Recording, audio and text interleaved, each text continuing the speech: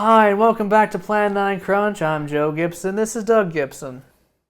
On the blog, I've been talking about Jun Fukuda this month because, as you know, it's 6 Godzilla films released in the month of March, and 3 of them are from Jun Fukuda. Now, Jun Fukuda was the director of the secondary director of the Showa, that's 50s to 70s Godzilla movies, and, you know, he's the goofier, wacky one. If you think campy Godzilla, that's generally Fukuda. If you think spy and crime subplots, that's Fukuda. And so today I'm going to, as the final thing in this, you can read the 2 previous blog posts where I ranked the March releases as the second one, and the first one introduced you more in detail to Jun Fukuda. Those links will be in the description, and they are links to Plan9Crunch.com, our blog, where we have a lot of other stuff this month, as in general. But today we're going to be ranking Jun Fukuda's films, so including the 3 that released this month, but also the 2 that did not. And so do you have any thoughts on this before we begin? Not really. I've watched all the films, but only recently did I look at one closely, and that was Son of Godzilla. And we will get to that one. So we're going to be ranking them. The ones we're ranking are Ebra Horror of the Deep from 1966. The one after that is Son of Godzilla. This is not the ranking, just like when they came out in 1967.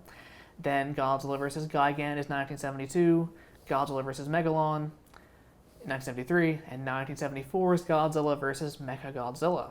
So let's begin in the ranking with that film, Godzilla vs. Mechagodzilla. So I'm really hard on this movie in the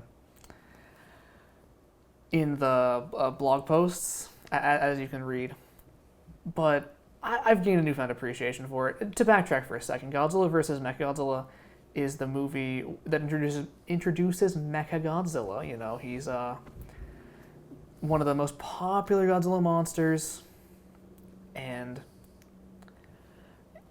so there's a core human ensemble uncovers an artifact linked to an Okinawan end times prophecy that teases the return of King Ghidorah, but is actually about the robotic Godzilla, who's in a skin suit as Godzilla that defeats Ankylosaur Anguirus before being stopped by a team of Godzilla and a new monster related to that artifact, which is named King Caesar, an Okinawan Shiza dog-lion hybrid that protects a specific royal family. And this is the Bandai America model, probably the best cheap one that they used to have. You've seen this one, right? Yeah, I saw it years ago, and it didn't seem to me to be one of the better ones, but you say on watching it again you have a greater appreciation, right? Well, having it this low for me is a hot take. Many people love this movie, and to an extent it is the best showcase of Jun Fukuda's vision. He likes the spy stuff. He was a spy/crime director. He always has an I have to rescue my brother subplot, except for Son of Godzilla, which is weird. We'll get to that one eventually. And he has the campy moments. Godzilla defeats Mechagodzilla by getting electrocuted, turning himself into a magnet, which is just the most bizarre thing possible, but not quite as bizarre as later movies and earlier movies. It just doesn't come together to me. It's a major contrivance for Godzilla to do that, and a lot of stuff. You can read my more in-depth thoughts during the blog post because I don't want to repeat myself too much here. The next one I have is Godzilla vs. Megalon, and why is it above the first one? That's a really good one. I watched it about half a year ago. It's really fun. It's really bizarre. We have videos that we'll link to exploring just how bizarre it is. It kind of defies logic scene to scene, though. Characters know things they shouldn't and do things that I don't think that they would. But in terms of that's when the Seatopians are angered by nuclear tests, and so they send up their god Megalon. This is a very small Super 7 Megalon, cheapest one on the market, to destroy the stuff. They also abduct the creator of Jet Jaguar. This is the Playmate Jet Jaguar. And Jet Jaguar is this rainbow robot. Godzilla's a rainbow robot? He's a rainbow robot. Look at him. He's got all sorts of colors on him. Yeah. And he teams up with Godzilla because Anguirus falls in a sinkhole. That's the Ankylosaur that appears in a lot of these movies. The choreography in the final fight of the tail slide, I just noticed this on a recent rewatch, is actually very similar to the end of Godzilla vs. Gigan in Godzilla vs. Megalon. Jet Jaguar holds Megalon still, while Godzilla has a tail slide into him, and in the previous movie, Godzilla vs. Gigan, because Gigan's in this movie. Megalon's the one where he's going on his tail, right? He's going on his tail, yeah. Yeah, we did a Plan9Crunch on that. We did. We have links to that video, those videos in the description.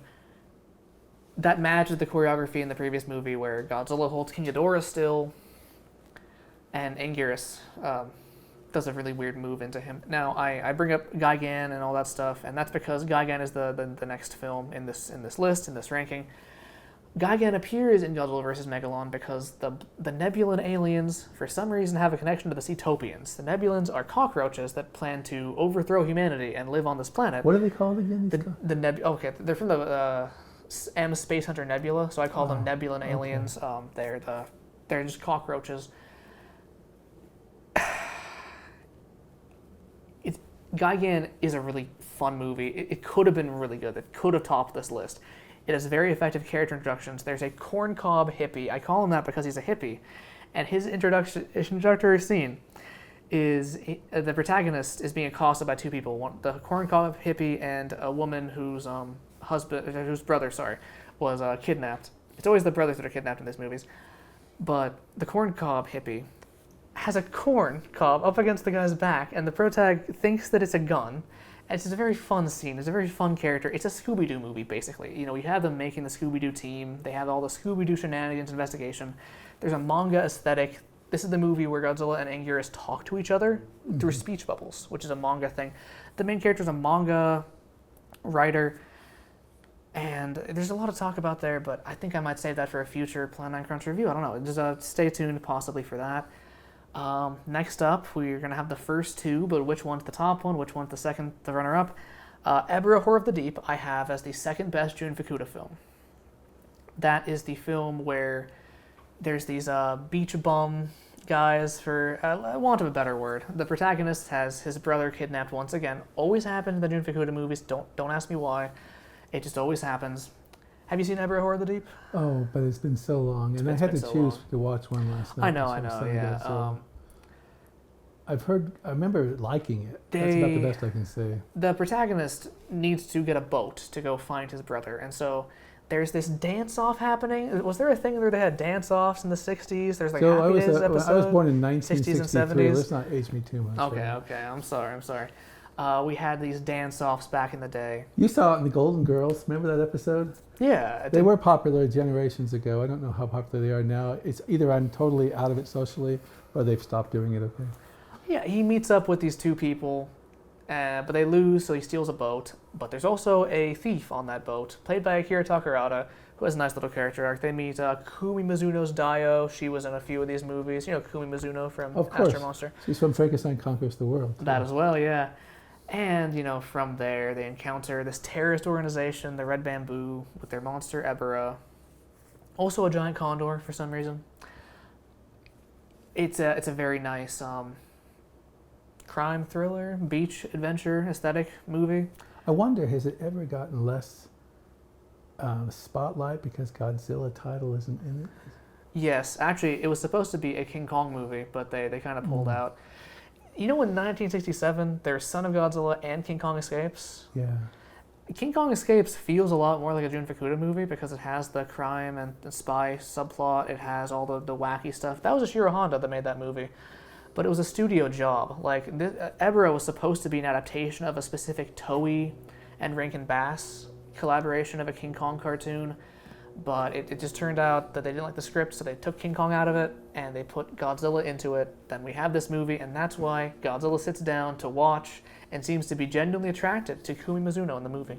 Remember that scene? Yes. Yeah, okay, so I've been spinning my wheels enough. Son of Godzilla. Why is that movie this high? Why is that my favorite, and I think the best, Jun Fukuda movie? Well, I'll tell you, I watched it last night, and I like the mixture of kiddie matinee and seriousness in the film. For example, when the credits start rolling in serious, it almost sounds like the beginning of The Ghost of Mr. Chicken, the music. And I'm thinking, wow, that's sort of a light type of music to start. I also want to say I love Max for having these films. And also I can watch them with actually seeing the Japanese credits not saying Henry Saperstein or American National TV, but I guess should get to the plot.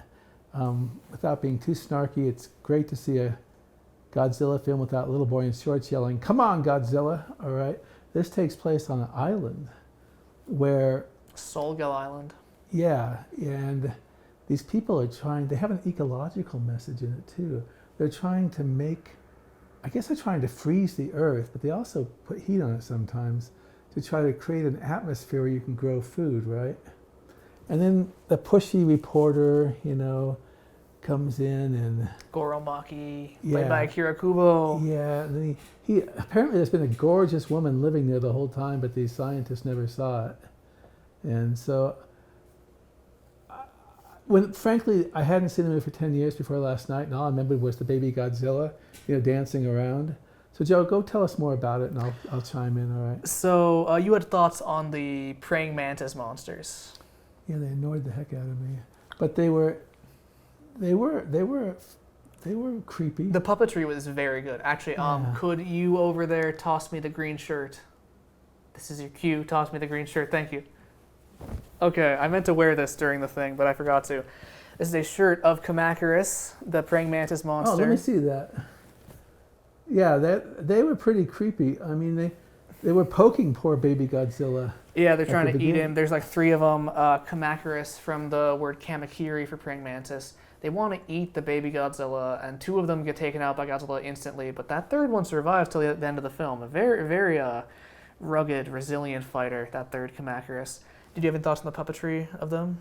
No, I just thought it was well done. I honestly, I've always thought of Son of Godzilla as almost a juvenile kiddie film, but it's not. It's more to it than that. It's got an interesting plot, and it's got an abrasive but still personable protagonist who sees the woman first, and I like the scene where they have to go under the water, to get out of the... Well, I might be going ahead of myself. Well, so Anguirus is mutated by the weather experiments. The other monster, Kumonga, or Spiga, or Spyga... They call it Spyga, I think. They call it Spyga in like the international... Well, okay, the international calls it one thing, the American calls it another thing. Kumonga is like the Japanese name, but like it's either Spyga or Spiga, depending on like which version you're watching, which is very strange. But that's naturally occurring because the woman has her father's notes on the giant spider, Kumonga or Spyga, and it's a very effective monster. It almost kills Godzilla. It almost kills Godzilla and his son. Kumonga... Doesn't it get awakened because the baby Godzilla slips or something and knocks some things down? Kumonga also has very great puppetry, like this movie. It's hard to see King Kong Escapes as the A-list production of that year because the King Kong suit looks the way it does, and this movie looks the way it does. The Godzilla suit's kind of rough, but I like it for its texture. Mm-hmm. What I like about the movie is Godzilla and the baby have a streamlined island adventure. You see Godzilla grow as a character, and the human characters are all engaging. They all have stuff to do that doesn't contradict the themes of the movie. They actually feed into them, and you have that final image of the Godzilla holding his baby as the there's also island scenes, there's also scenes where he's teaching him how to do things. Yeah. That was interesting. Could you tell me what the significance of having to have red water to heal these people was? I forgot about that, actually. They had the red water. People joke that there's a Gatorade in the Jun Fukuda movies because there's also yellow water in Ebra that keeps Ebra from attacking the human vessels going in and out of there. I do not know entirely what he was on by putting the weirdly different colored water, but yeah, it does help the characters at many points in there, including Baby Godzilla, yeah.